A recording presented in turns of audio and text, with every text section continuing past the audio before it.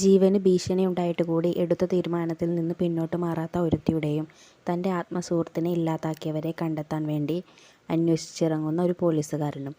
ഇവരുടെ ജീവിതത്തിൽ നടക്കുന്ന സംഭവബഹുലമായ കാര്യങ്ങളെപ്പറ്റി പറയുന്ന 2024 പുറത്തിറങ്ങിയ ഡ്രാമയാണ് റെഡ് സ്വാൻ. നമുക്ക് ഡ്രാമയിലേക്ക് കടക്കാം. യുദ്ധം നടക്കുന്ന രാജ്യങ്ങളിലെ സ്ത്രീകളും കുട്ടികളും അനുഭവിക്കുന്ന ദുരിതങ്ങളും കഷ്ടപ്പാടുകളും സമൂഹത്തോട് വിളിച്ചു പറയുകയും അവർക്ക് വേണ്ടി പ്രവർത്തിക്കുകയും ചെയ്യുന്ന സ്ത്രീയാണ് ഡ്രാമയിലെ നായികയായ വൺസൂൺ.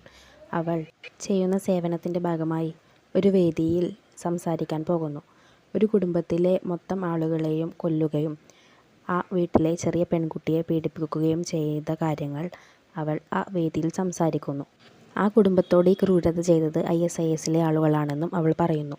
പിന്നീട് കാണിക്കുന്നത് ഫിലിപ്പീൻസിലെ മാനിയ എന്ന സ്ഥലമാണ്. അവിടെ ഒരു കാസിനോ കാണിക്കുന്നു. ആ കാസിനോയുടെ അകത്തേക്ക് പ്രവേശിക്കാൻ പോകുന്ന ആളാണ് നമ്മുടെ ഡ്രാമയിലെ നായകൻ. തൻ്റെ സ്പീച്ച് അവസാനിച്ച് പുറത്തേക്ക് വന്ന നായികയോട് അവരുടെ സെക്രട്ടറി മാഡത്തിനെതിരെ ISISൻ്റെ വധഭീഷണി വന്നിട്ടുണ്ട്, അതുകൊണ്ട് നാളത്തെ പരിപാടികൾ നമുക്ക് ക്യാൻസൽ ചെയ്താലോ എന്ന് അവർ ചോദിക്കുന്നു. ഇത് നല്ല ഐഡിയ, എന്നാൽ ഞാൻ എൻ്റെ എല്ലാ പരിപാടികളും മാറ്റിവെച്ച് വീട്ടിലിരിക്കാമെന്ന് അവൾ പറയുന്നു. അതിന് ആ സെക്രട്ടറി സോറി പറഞ്ഞ് അവർ അവിടെ നിന്ന് പോകുന്നു. അടുത്ത ഭാഗത്ത് കാണിക്കുന്നത് ഒരു സ്ത്രീ നിലാവിനെ നോക്കി എന്തൊക്കെയോ ആക്ഷൻ കാണിക്കുകയാണ്. ഇതാരാണെന്ന് വെച്ചാൽ വൺസൂണിൻ്റെ അമ്മായിയമ്മയാണ്. ഈ ഇൻ്റർവ്യൂവിൽ പങ്കെടുക്കാൻ വേണ്ടി വൺസൂൺ ഒരു സ്ഥലത്തേക്ക് പോകുന്നു. അവിടെ വെച്ച് ഇൻ്റർവ്യൂ സ്റ്റാർട്ട് ചെയ്യുന്നു. അപ്പോൾ ഇടയിലേക്ക് ഒരു അറബി കടന്നു വരുന്നു. അതാരാണെന്ന് വെച്ചാൽ വൺസൂണിൻ്റെ ചാരിറ്റിയിൽ വലിയൊരു തുക സംഭാവനയായി നൽകിയ ആളാണ്. മുഹമ്മദ് എന്നാണ് പേര്. $5 മില്യൺ അയാൾ ഞങ്ങളുടെ ചാരിറ്റിക്ക് വേണ്ടി തന്നു എന്ന് വൺസൂൺ ആ ഇൻ്റർവ്യൂ ചെയ്യുന്ന ആളോട് പറയുന്നു. കാസിനോയുടെ അകത്ത് കയറിയ നായകൻ തൻ്റെ മുമ്പിലൂടെ കുറച്ച് ഗാങ്സ്റ്റേഴ്സ് നടക്കുന്നത് കണ്ട് അവരെ ശ്രദ്ധിക്കുന്നു. അതിൽ ലീഡർ എന്ന് തോന്നിക്കുന്ന ആൾ ഒരു റൂമിലേക്ക് കയറിപ്പോയതും ബാക്കിയുള്ളവർ അവിടെ നിന്ന് പോകുന്നു. അവരെ പിന്തുടർന്ന് നായകനും പോകുന്നു. ഇൻ്റർവ്യൂവിൽ വൺസൂൺ സംസാരിച്ചു കൊണ്ടിരിക്കെ അവിടേക്ക് അവളുടെ ഭർത്താവായ കിം കടന്നു വരുന്നു. അവൾ കിമ്മിന് എല്ലാവരെയും പരിചയപ്പെടുത്തി കൊടുക്കുന്നു. ഗ്യാങ്സ്റ്ററിൻ്റെ ആളുകളുടെ പുറകെ പോയ സ്യൂഡ്യൂനെ അവർ പറയുന്നത് തൻ്റെ സുഹൃത്തിനെ കുറിച്ചാണെന്ന് മനസ്സിലാക്കുന്നു.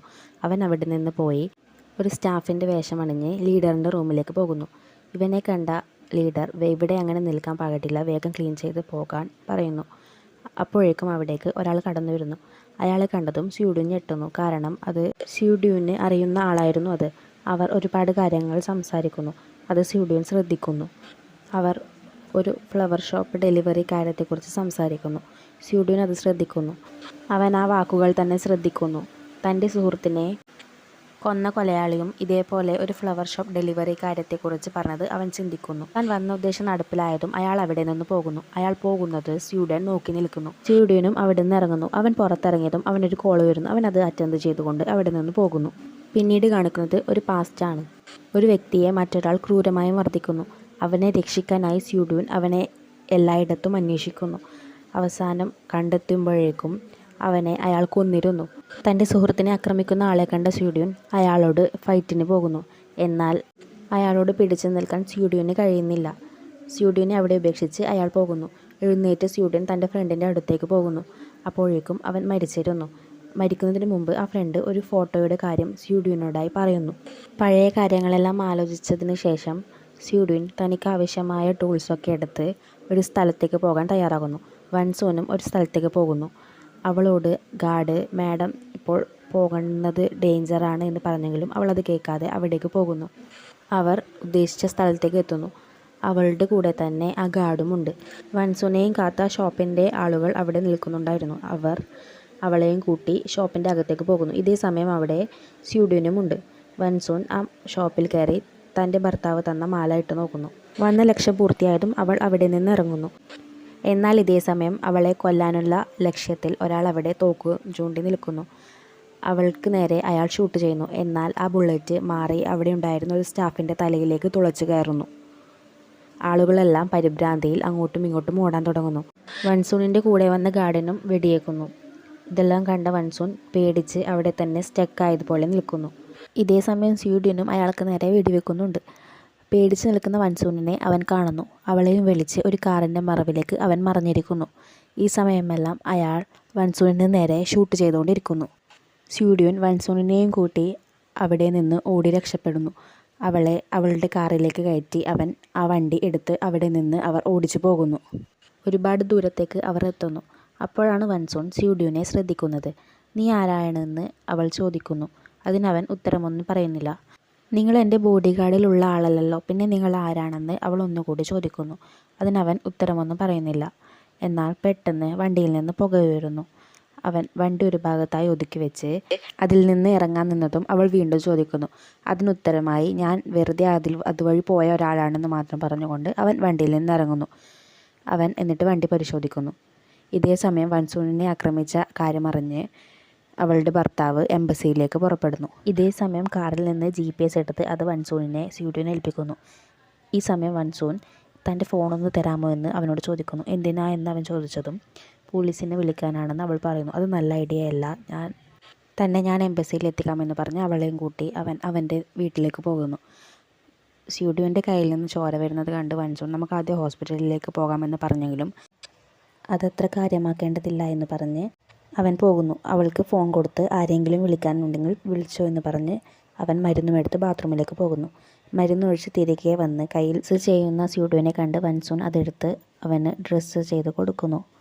ഇതേ സമയം വൻസൂനെ മുഖത്ത് പറ്റിപ്പിടിച്ച ചോര കണ്ട് സ്യൂഡ്യൂൻ ഒരു തുണിയെടുത്ത് അവളുടെ മുഖത്തെ ചോര ഒപ്പിയെടുത്ത് കൊടുക്കുന്നു. അവൻ ആരെയെങ്കിലും വിളിച്ചോ എന്ന് ചോദിച്ചതും ഇല്ല, എൻ്റെ മനസ്സിൽ ആരുടെയും നമ്പർ വരുന്നില്ല എന്ന് പറയുന്നു. അത് സാരമില്ല, ഞാൻ തന്നെ എംബസിയിലേക്ക് എത്തിക്കാമെന്ന് പറഞ്ഞ് അവർ അവിടെ നിന്ന് പോകാൻ തയ്യാറാകുന്നു. അവൻ വൻസൂണിന് തൻ്റെ ജാക്കറ്റ് ദേഹത്തോടെ ചുറ്റിക്കൊടുക്കുന്നു. എംബസിയിലെത്തിയ കിം വൻസൂണിനെ അവിടെ കണ്ട് ആശ്വസിക്കുന്നു. വാ, നമുക്ക് ഹോസ്പിറ്റലിലേക്ക് പോകാമെന്ന് പറഞ്ഞ് വൻസൂണിനെയും കൂട്ടി അവൻ പോകുന്നു. ഇത്രയും അപകടം പിടിച്ച സമയത്ത് എന്തിനാണ് അവിടേക്ക് പോയതെന്ന് പറഞ്ഞ് കിം വൻസൂണിനെ വഴക്ക് പറയുന്നു. ഇതേ സമയം ബോഡി ഗാർഡ് ഒരു ഓഫീസറുടെ റൂമിലേക്ക് കയറി ആരാണ് മേഡത്തെ ഇവിടെ കൊണ്ടുവന്നതെന്ന് ചോദിക്കുന്നു. അയാൾ പോയെന്ന് പറഞ്ഞതും അയാൾ എഴുതി കൊടുത്ത സ്റ്റേറ്റ്മെൻറ്റ് ഒന്ന് കാണിക്കാമോ എന്ന് ചോദിക്കുന്നു. അത് കാണിച്ചതും ആ പേര് കണ്ട് തനിക്കറിയാവുന്ന ആളാണോ എന്ന് അയാൾ ഊഹിച്ച് അയാളെ വിളിക്കുന്നു. താൻ ഉദ്ദേശിച്ച ആളാണെന്ന് മനസ്സിലായത് നമുക്കൊന്ന് മീറ്റ് ചെയ്യാമെന്ന് അയാൾ ചോദിക്കുന്നു. അവർ മീറ്റ് ചെയ്യുന്നു. ഇതേ സമയം വൻസൂൺ ഇന്ന് നടന്ന കാര്യങ്ങളെ പറ്റിയെല്ലാം ആലോചിക്കുന്നു. അപ്പോഴാണ് അവളുടെ ഭർത്താവ് ഡോറിൽ മുട്ടിയത്. അവൾ ഡോർ ഓപ്പൺ ചെയ്തതും അവളുടെ ഭർത്താവ് അവളോട് അമ്മയാണ് എന്ന് പറഞ്ഞ് അവളുടെ കയ്യിൽ ഒരു ഫോൺ കൊടുക്കുന്നു. അവളത് വാങ്ങി സംസാരിക്കുന്നു. അവൾ നേരെ അമ്മായിയമ്മയുടെ അടുത്തേക്ക് പോയി ഒരു ബാഗ് അവിടെ വെക്കുന്നു. അവരോട് എനിക്ക് ചൈന കമ്പനിയുമായുള്ള ബിസിനസ്സിന് താല്പര്യമില്ല എന്ന് പറയുന്നു. എങ്കിൽ നിൻ്റെ ഭർത്താവിനോട് പറ എന്നവർ പറഞ്ഞതും എനിക്ക് കഴിയില്ല, നിങ്ങൾ തന്നെ പറഞ്ഞു എന്ന് പറഞ്ഞ് അവൾ അവിടെ നിന്ന് പോകുന്നു. സ്യൂഡ്യൂൻ തൻ്റെ വയറിലെ മുറിപ്പാടുകൾ നോക്കി തൻ്റെ കൂട്ടുകാരനെക്കുറിച്ച് ഓർക്കുന്നു. അവനാണ് സ്യൂഡ്യൂവിന് കിഡ്നി നൽകിയത്. മാത്രമല്ല ഏതൊരു അപകടത്തിലും ഞാൻ നിന്നെ സഹായിക്കുമെന്ന് സ്യൂഡ്യൂൻ അവന് വാക്ക് നൽകിയിരുന്നു. അപ്പോഴാണ് അവൻ ഇന്ന് തന്നെ കാണാൻ വന്ന ബോഡി ഗാർഡ് തനിക്കൊരു ജോലി ഓഫർ ചെയ്ത കാര്യം അവൻ ഓർക്കുന്നത്. അവൻ ഫോൺ എടുത്ത് അയാളെ വിളിച്ച് ജോലിക്ക് വരാൻ സമ്മതമാണെന്ന് അറിയിക്കുന്നു. വൻസൂൺ ഇന്നലെ തനിക്കെതിരെ ഉണ്ടായ അറ്റാക്കിനെ കുറിച്ചെല്ലാം നോക്കുന്നു. അവളുടെ ഭർത്താവ് ഇന്ന് പാർട്ടി ക്യാൻസൽ ചെയ്താലോ എന്നൊക്കെ ചോദിച്ചെങ്കിലും അവളത് വേണ്ട എന്ന് പറയുന്നു. അപ്പോഴേക്കും അവിടേക്ക് അവളുടെ സെക്രട്ടറി വന്ന് മാഡം പ്രസ് മീറ്റിന് സമയമായി എന്ന് പറയുന്നു. അപ്പോഴാണ് അവളുടെ ഭർത്താവ് വൻസൂൺ ഒരു പ്രസ് മീറ്റ് വെച്ച കാര്യം അറിയുന്നത്. അവനത് എതിർത്തെങ്കിലും അവൾ അത് മൈൻഡ് ചെയ്യാതെ പ്രസ് മീറ്റിന് പോകുന്നു. അവൾ തനിക്കെതിരെ ഉണ്ടായ ആക്രമണം തുറന്നു പറയുന്നു. ISIS ആണ് തനിക്ക് പിന്നിലുണ്ടായ ആക്രമണത്തിലെന്നും അവൾ പറയുന്നു. ഈ വാർത്ത കണ്ട അമ്മായിയമ്മ ഇവൾ ആരാണെന്ന അവളുടെ വിചാരമെന്ന് വക്കീലിനോട് ചോദിക്കുന്നു. അവളുടെ ഭർത്താവും ഇതേ വാർത്ത കാണുന്നു. പ്രസ് മീറ്റൊക്കെ കഴിഞ്ഞ് തിരികെ റൂമിലേക്ക് വരുന്നുണ്ടായ വൻസൂണിൻ്റെ അടുത്തേക്ക് അവളുടെ ഫ്രണ്ടും മകനും വരുന്നു. അവരെയും കൂട്ടി വൻസൂൺ തൻ്റെ റൂമിലേക്ക് പോകുന്നു. അവൾക്ക് ആ ഫ്രണ്ടിൻ്റെ മകനെ കാണുമ്പോൾ അവളുടെ മകനെയാണ് ഓർമ്മ വരുന്നത്. തൻ്റെ മകനെയും ഓർത്തുകൊണ്ടിരുന്ന വൻസൂണിനോട് ഫ്രണ്ട് നീ ഓക്കെ അല്ലേ, ഇന്നലെ നിനക്ക് അപകടമൊന്നും പറ്റിയില്ലല്ലോ എന്ന് ചോദിക്കുന്നു. അവൾ ഇല്ല എന്ന് പറയുന്നു. അവർ പാർട്ടി നടക്കുന്ന ഹാളിലേക്ക് പോകാൻ തയ്യാറെടുക്കുന്നു. അപ്പോൾ അവരുടെ അടുത്തേക്ക് ബോഡി ഗാർഡ് വന്ന് മാഡം പുതിയൊരാൾ ജോയിൻ ചെയ്തിട്ടുണ്ടെന്ന് പറയുന്നു. അതാരാണെന്ന് നോക്കിയ വൻസൂൺ കാണുന്നത് സ്യൂഡ്യൂവിനെയാണ്. സ്യൂഡ്യൂവിനെ കണ്ട വൻസൂൺ ഞെട്ടിയിരിക്കുന്നു. അത് കാണിച്ചുകൊണ്ട് ഈ എപ്പിസോഡ് അവസാനിക്കുന്നു.